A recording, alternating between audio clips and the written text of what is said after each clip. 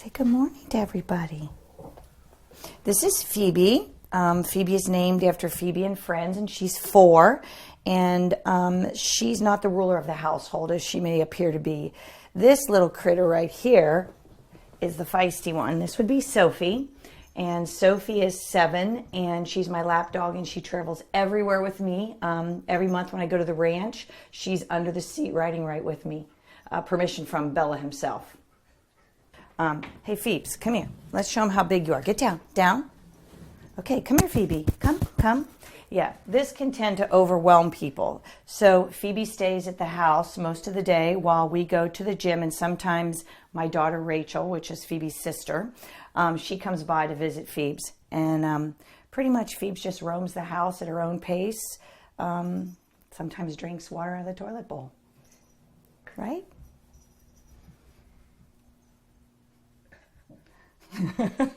She looks kind of like a small person. Yes. Wearing a furry suit. Yes. You're a very Phoebe, look at me. You're a very good girl. Yes, you are. Do you want to get a morning treat? Let's get a treat before we go to gym. Phoebe gets a treat, and Sophie doesn't, because Sophie gets to come to the gym. Phoebe, come. Sit down. That's a very good girl, and there's your treat. There we go. Sophie's on medication because Sophie has issues. So Sophie has to have special medication. She has epilepsy. Come here, Sophie. Let's get a treat. Come here. So she takes her medication. There we go. Now everybody's getting ready to go to gym, right? So after everybody gets their treats, then Sophie always gets an outfit on, and sometimes we even match. So today, since it's a special day, Soph's going to match me, and we both wear our black Cincinnati gymnastics outfits. And we'll show you hers as soon as we get her in it. Just a couple extra Christmas pounds on here. Okay. All right. There. Say, see? All ready for gym.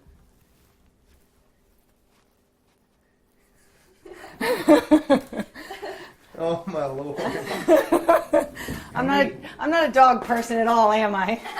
How many matching gym outfits do you have? She has 4 different colors, and depending on what I wear, she usually wears the same thing. Now it depends on the season too. Like she has T-shirts and she has sweatshirts, depending on what the weather's like. Bye, Phoebes. See you later, Phoebes.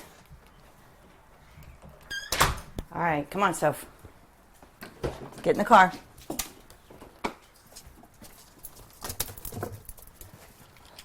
Can tell it's a little bit of a ritual.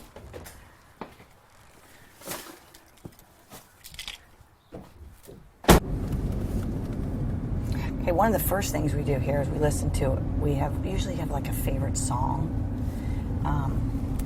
And this one is what I'm doing through Christmas. I always try to find something to set me in the mode. I'm a medium morning person, but it always helps. And so I found this song. Let's see if I can get it to play.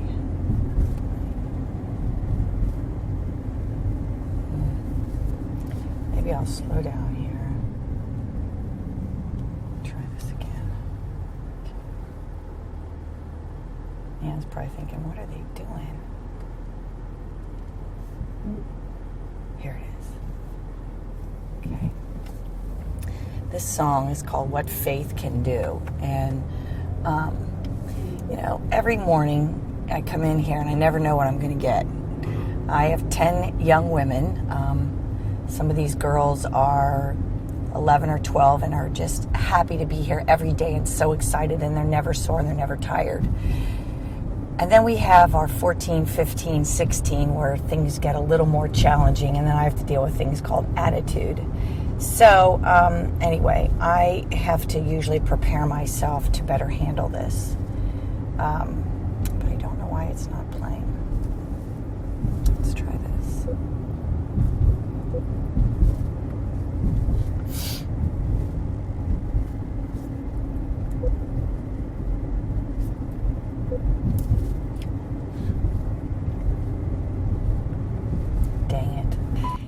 My passion to get up and coach gymnastics is there almost all the time. And, it's the passion that keeps me going, and it's why I keep going in to do it. There's just something about taking a young mind and body and molding it into a successful gymnast and a confident young woman.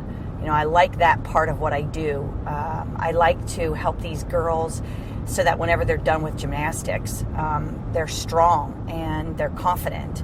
And gymnastics is just an incredible avenue to do that, because they got to fall down a lot of times. They got to get back up. But the hardest thing in this day-to-day thing, with all my passion, all my drive, is injuries.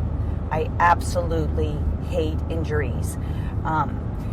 Timing, especially, if you watch an athlete train for a season, say we finish a season in August and you'll train from September till January. You'll have a short little mini season, and then we come down for about 2 months, and then we come back up for this big time of the year where they name the national team. You stub your toe and you break your toe, you pull a hamstring, you do something, you're done. Then it's all over till the next year. So, in 30 some years, of course, I've seen enough injuries, and yes, the big ones are the worst, but sometimes the timing of the little injuries are just as bad as the big injuries.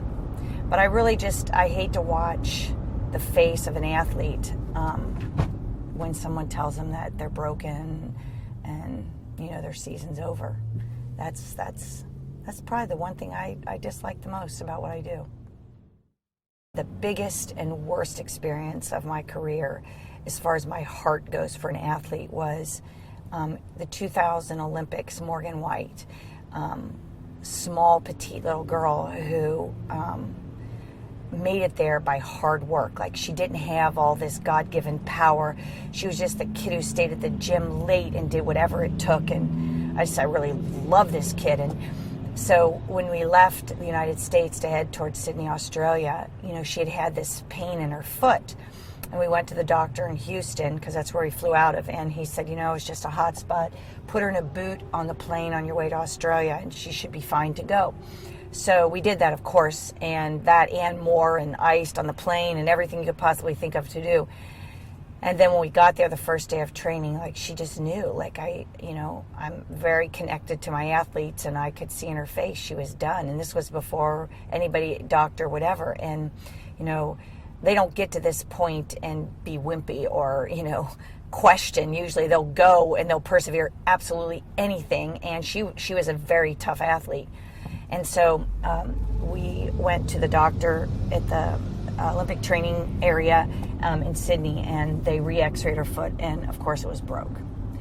And as clear as a bell, I can remember going to Marta and Bella's room, as they were the national team coordinators at the time, knocking on the door, Morgan and I, and both of us standing there like two of the saddest puppy dogs in the world, having to tell them that her foot was broken. She wouldn't be able to go. And it's really, you remember the happiest moments in your life as clear as a bell, and unfortunately you also remember the saddest ones, and that was probably the saddest moment of my career.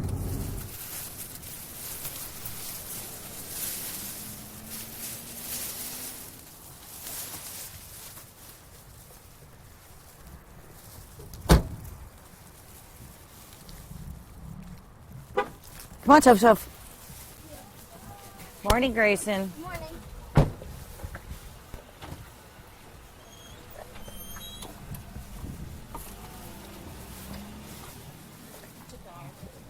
Morning. I like his shirt. Look.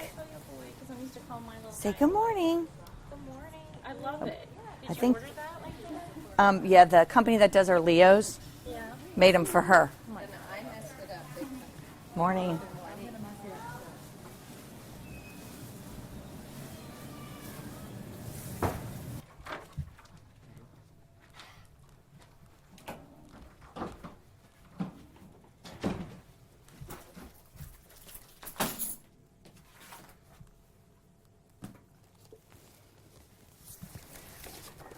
I get set up here for the day.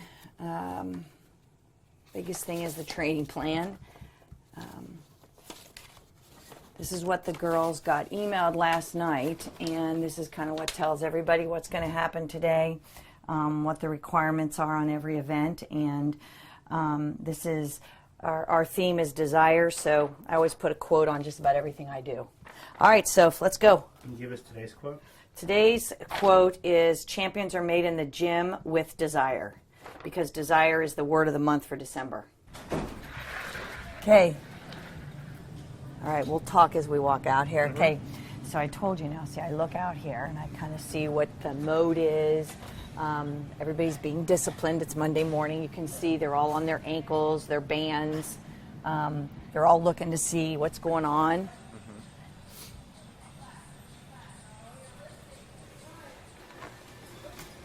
Morning, how are you? Okay, this is kind of like the CGA Bible here. This tells us what the schedules are. This tells us it's Monday, which conditioning we're going to do. Then I find the conditioning and look around a little bit, see what the faces look like, see what the bodies look like, make sure everybody's doing what they're supposed to be doing. And it looks like they are so far. Okay, guys, everybody on your feet. Let's go. Oh, our clock. Hey, Court, can you go give me a digital there? Just plug in, replug. Spread out. Keep distance, guys. Good on the outside there, Abigail. Stay on the outside. All right, power skips. Let's go. Everybody up. And go. Good, Lexi. Way to push. 12. When I'm watching conditioning, I really like to look for excellence and attention to detail. I like to know which kids get it, which kids need more attention to it.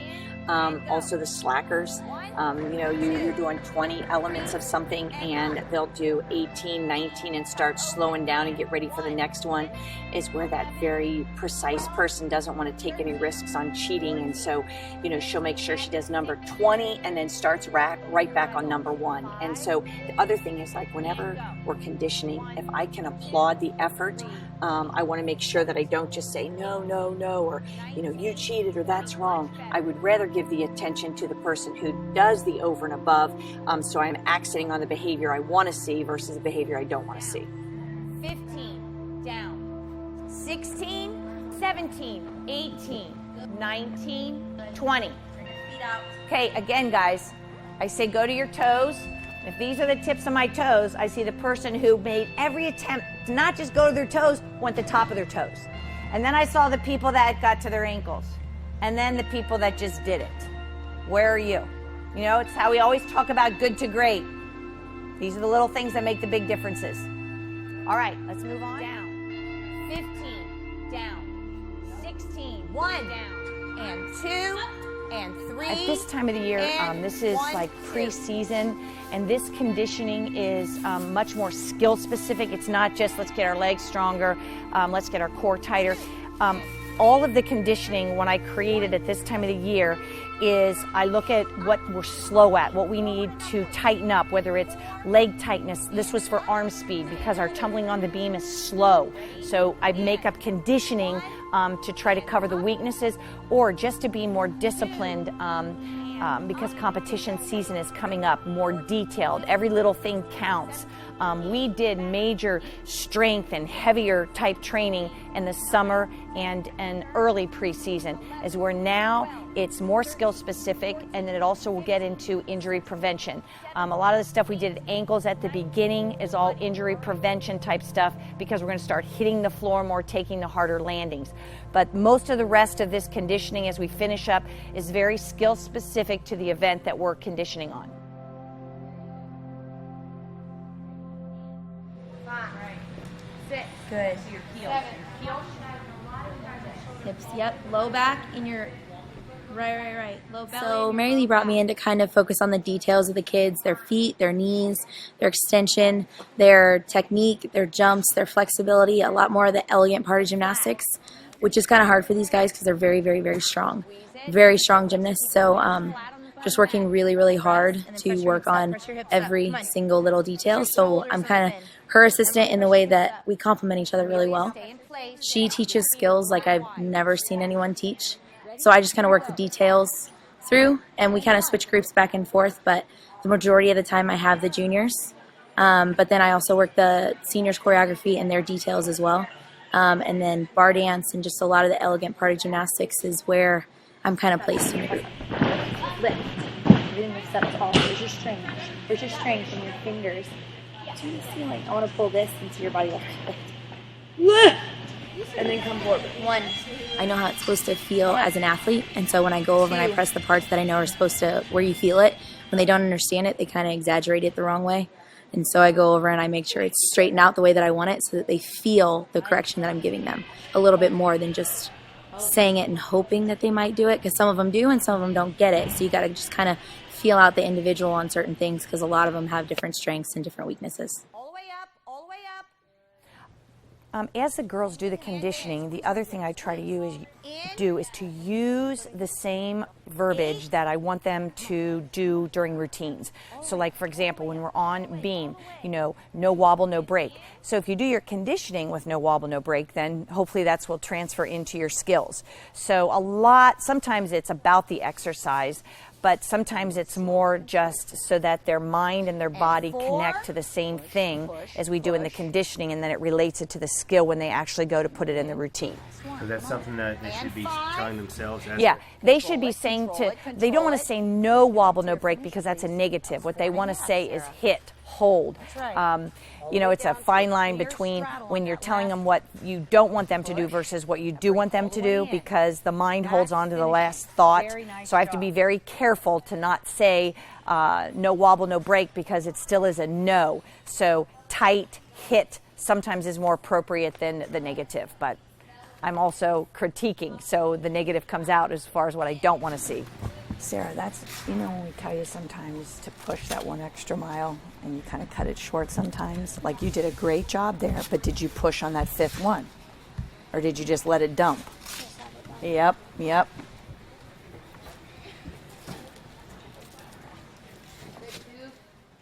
Next time on Beyond the Routine. I use that clock so much. There's a point in the season where it's just get through it, land on your feet, hopefully, maybe. And then there's a point in the season where it's time to start paying attention to a landing and a finish.